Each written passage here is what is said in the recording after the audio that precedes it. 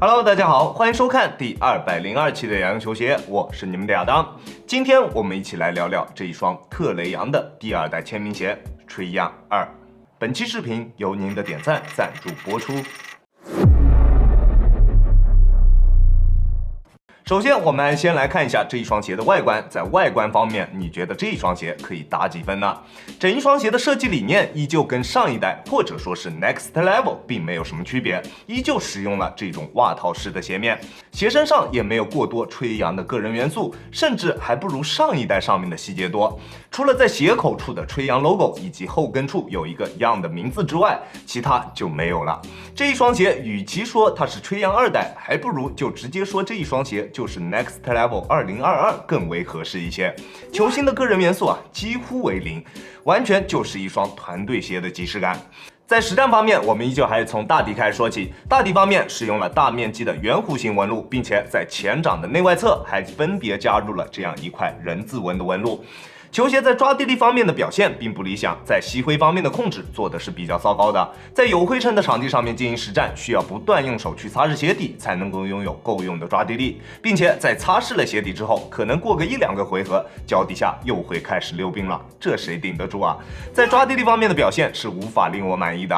而在耐磨性方面的表现也比较普通。大底使用的橡胶在硬度方面的表现只能算是一个中规中矩的水平。好在大底的纹路深度还算比较深，用来进行室外塑胶场地上面的实战基本上是没有什么问题的，但是如果想要用它来进行水泥地上面的实战，那还是有点困难的。而在中底方面，依旧使用了 Light Strike 加上 Boost 的搭配组合。不同于上一代的是，后掌的 Boost 体积有着明显的上升。上一代上面的全掌 Light Strike 框架也变成了单纯的前掌 Light Strike， 这样的设计能够让后掌的 Boost 不受限制，能够发挥出它全部的功效。前掌的 Light Strike 在前期穿着的时候并没有特别优秀的这种贴地的感觉，但是穿了大概差不多有个2场左右，它的前掌场地感是会有一定的提升的，但是依旧并不是特别的出色。不过在反应性方面的表现一直是非常优秀的，在突破的过程中，脚底下的感觉非常的直接，效果非常拔群，脚底下不会有任何的泄力感出现，突破的感觉还是非常出色的。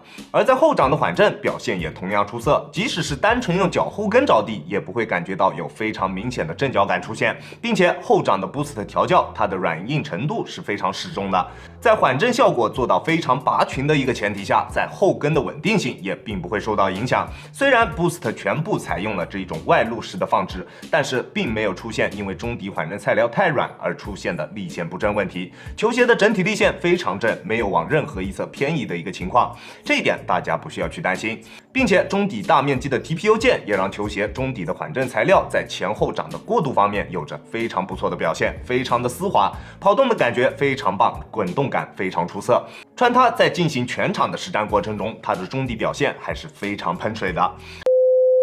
而在鞋面方面，使用了阿迪旗下口碑最为优秀的 Prime Knit 鞋面，鞋面的穿脱难度是比上一代更加的困难了。脚胖一些的朋友基本上就告别了这一个鞋款，像我这样脚型比较偏窄一些的正常脚背高度的朋友，那穿进去也不是那么的容易，还是有一点困难的。但是这一双鞋的鞋楦却略微有一点点的偏宽，我穿这一双鞋在实战的过程中，在做一些比较大幅度变向动作的时候，能够明显的感觉到脚在鞋内会出现非常明显的位移，体验感并不好。但是如果你的脚稍微偏宽一些的话，那想要穿进这一双鞋又会有一点困难。你说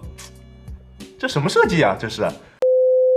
所以这一双鞋的脚型适配范围真的是比较窄的。我更加推荐正常脚型或者是脚型略微偏宽一点点的朋友去进行选择。那与此同时你的脚背高度是不能高的。想要购买这一双鞋的朋友，我还是建议你在购买之前先去进行试穿之后再考虑是否要进行购买。那如果你的脚型比较合适的话，那这一双鞋可以提供给你非常优秀的包裹以及动态锁定，在实战的过程中不会出现任何掉跟或者是顶脚趾的情况，这一点大家可以放心。而在支撑性方面的表现，这一双鞋的表现是非常优秀的。Prime Knit 鞋面虽然整体偏软，但是鞋面内部的内里它的延展性是比较低的，并不容易产生形变，并且在球鞋的外侧也加入了皮质材料的补强，中底的橡胶也做出了非常明显的上翻，让它在侧向支撑方面有着非常出色的表现。不管你做什么动作，鞋面都可以非常好的兜住你的双脚，表现非常出色。而中底大面积的 TPU 键也让球鞋拥有了非常拔群的整体刚性，也因为这一块 TPU 键，让球鞋同样也拥有了非常拔群的整体滚动感，并且这一块中底的 TPU 键，它的硬度也是比较适中的，并没有什么穿着的门槛，普通的篮球爱好者穿它实战也完全没有问题。那如果你觉得它的中底可能会有点板脚的话，先别着急，磨合个1-2场，基本上就没有什么问题了。而在足弓处，它也做出了非常明显的内收，但是中底的上翻做的并不明显，在足弓处的支撑只能算是一个勉强够用的水平，并不是特别的出色。在后跟内部也有着硬度比较高的港宝加持，让它在后跟处的支撑表现也没有问题。整一双鞋在支撑抗拧方面的表现是非常出色的，完全不需要去担心。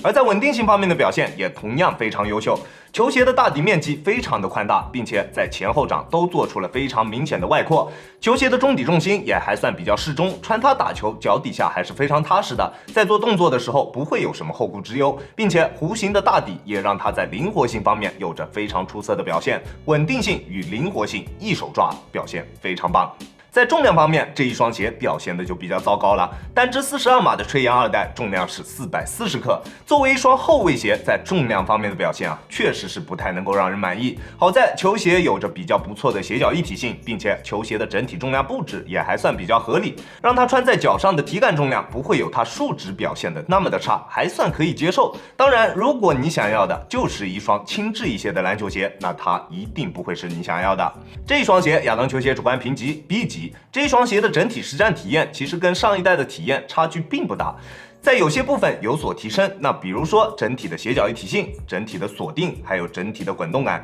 在这几个方面的提升都是比较明显的。但是在抓地力、重量这2方面的下降也是显而易见的，并且在整体的设计上面吹杨2代好像更像是一双团队款的篮球鞋，球星的个人元素真的是少得可怜。吹杨的这2代战靴都是可以购买的，并且2代的价格差距非常的小，实战的体验差距也并不明显。那如果你想要购买一双吹杨的篮球鞋，购买任何一代都没有问题，完全取决于你更加喜欢哪一代的外观了。那如果你想要购买这一双鞋的话，在尺码的选择方面，我平时耐克穿42.5，李宁穿42，这双鞋我选择42码还是非常合适的，你可以适当参考一下。球鞋的鞋楦略微偏宽，我更加推荐正常脚型或者是脚型略微偏宽的朋友去进行选择，但是一体式的鞋面对于高脚背的朋友并不友好。那如果你的脚背比较高的话，那这一双鞋你就不要去考虑了。